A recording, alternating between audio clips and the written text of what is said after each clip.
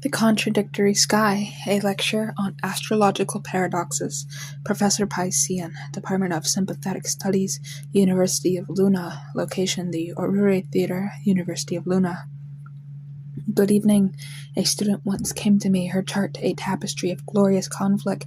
She had the sun in Aries, a blaze of impulsive will, conjunct Saturn, the grim architect of limitation. Professor, she said, her voice a mixture of fascination and despair, am I destined to start races with a fiery passion, only to find my feet set in stone? How can I be both the spark and the snuffer? She had discovered, you see, not a flaw in her character, but something far more profound. She had stumbled upon a paradox. Astrology is not a simple linear science. It is a language of symbols, and like all profound languages, it is built upon a foundation of beautiful, necessary, and utterly maddening contradictions. To study the stars is to dance with paradox. It is the only way to approach a truth too vast for a single point of view. Let us consider the first and greatest of these, paradox the first, the illusion of fate and the reality of free will. We begin with the natal chart. It is a snapshot of the sky at the moment of your first breath. It seems a fixed sentence, a cosmic blueprint. Your Saturn in the fourth house means a childhood of emotional restraint. Your Mars in the seventh means conflict and partnership. It is all there written in the indelible ink of celestial geometry. This is determinism. But then, you pick up a transits book, you see Saturn returning to its natal position, and you are told you have work to do. You see Jupiter crossing your midheaven, and you are advised to seize an opportunity. The language shifts from what will be to what can you make of it. This is free will. So which is it? Are we merely puppets acting out a script written by planets, or are we the sole authors of our destiny with the stars as mere decoration? The paradox, my friends, is that both are true simultaneously.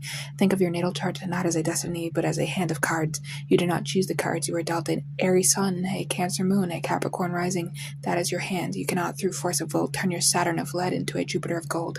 You must play the cards you were given.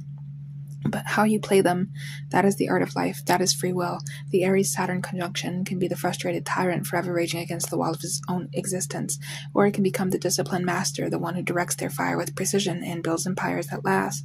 The transit does not create the event, it presents the archetypal energy. Your consciousness, your choices, your level of self-awareness determine the form that energy will take. The stars impel, they do not compel. That is the first great paradox. Paradox the second, the fall is the throne. In traditional astrology, we speak of a planet's dignity and ability. A planet in its own sign, like Mars in Aries, is strong, comfortable, a king on his throne. A planet in its fall or detriment, like the sun in Libra, is weak, uncomfortable, a stranger in a strange land. This seems straightforward until you meet the people. I have known individuals with a debilitated sun in Libra who are not weak. They are the most brilliant diplomats, the most gifted mediators. They have built a strength out of their perceived weakness. Their power does not come from a solitary leonine ego, but from a profound understanding of relationship. Conversely, I have known those with a dignified Jupiter in Cancer who are not benevolent, but smothering. Their generosity, a form of emotional control. The paradox, the wound is often the source of the gift. The planet in its fall must work so much harder, must become so much more conscious that it often develops a nuance and a strength that the comfortable, dignified planet never achieves. The throne can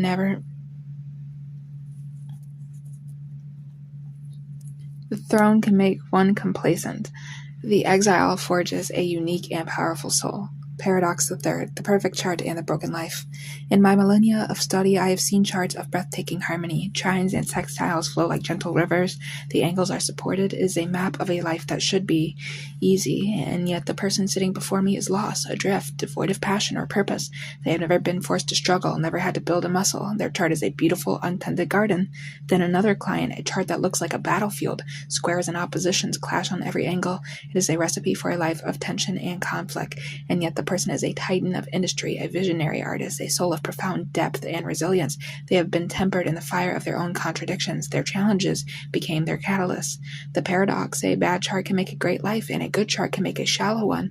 The difficult aspects provide the friction necessary for growth. The soul, it seems, does not come here for a vacation, it comes for an education. Paradox the fourth, the retrograde illusion. And finally we come to the retrograde. Every year we are besieged by warnings. Mercury's retrograde. Do not sign contracts. Do not travel. All technology will fail. This is the folklore of fear, but the deeper paradoxical truth of a retrograde is that it is not a time of malfunction, but a time of revisitation. It is a cosmic invitation to review, to reflect, to redo. It is not that your computer breaks down during Mercury retrograde. It is that the forgotten bug in the code, the ignored update, now demands your attention. The paradox, To go forward, you must first go back. The apparent backward motion is an illusion from our earthly perspective. From a heliocentric view, there is no retrograde. It is a loop, a spiral, not a reversal. It teaches us that progress is not a straight line. The most profound advances are made in the moments we pause to reconsider our path. So, to return to my student with her Aries-Saturn conundrum, she was not broken, she was paradoxical. She contained the spark of initiation and the wisdom of limitation.